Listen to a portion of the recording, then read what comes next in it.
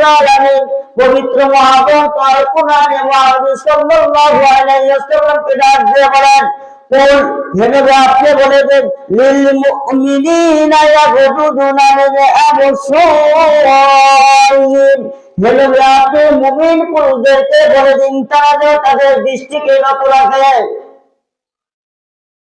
মুমিন পুরুষদেরকে বললেন, লিল মুমিনিনা ইয়াগুদু মিন আবসারিহিম, হে রাসূল আপনি মুমিন পুরুষদেরকে বলে দিন তারা যেন তাদের দৃষ্টিকে নত রাখে, কোন পর নারীর দিকে যেন এই দৃষ্টি তারা না দেয়।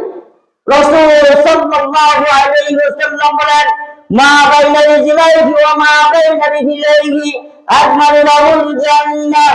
রাসূল সাল্লাল্লাহু আলাইহি ওয়াসাল্লাম বলেছেন, যে ব্যক্তি দুইটা বস্তুর সিকিউরিটি দিবে আমি তার জান্নাতের সিকিউরিটি দেব।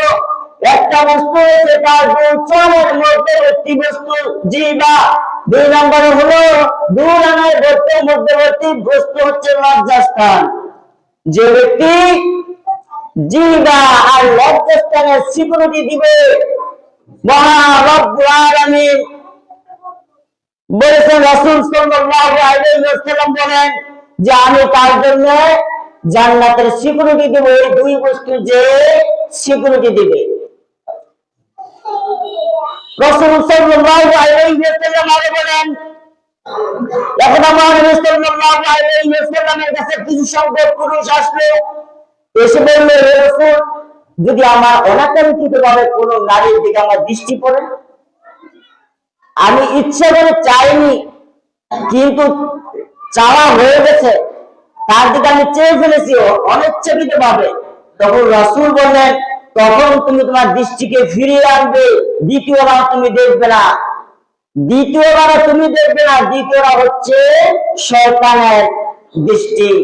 তাহলে একবার একটা মহিলাকে দেখেছেন, এই মহিলাকে দেখার পরে অনাকাঙ্ক্ষিত ভাবে দেখে ফেলেছেন, দ্বিতীয়বার তাকান নাই, দ্বিতীয়বার যদি আপনি তাকান আরেকটু দেখে নেই, আরেকটু দেখে অনেক সুন্দর তো রাস্তা দিয়ে হাঁটতেছে, আরেকটু দেখে এই দ্বিতীয়বার তাকালাম, এই দ্বিতীয়বার তাকানোর আগে শয়তানের তাকানো, শয়তানের নজর দিছে আপনাকে, শয়তানের ওয়াসওয়াসা দিছে, যার কারণে আপনি দ্বিতীয়বার ওই মহিলার দিকে, অশ্লীল মহিলার দিকে, বেহায়া মহিলার দিকে আপনি তাকালেন। তাহলে আল্লাহ বলেছেন, কুল্লিল মুমিনিনা ইয়াগদু মিন আবসারিহিম, হে রাসূল আপনি মুমিন পুরুষদেরকে বলুন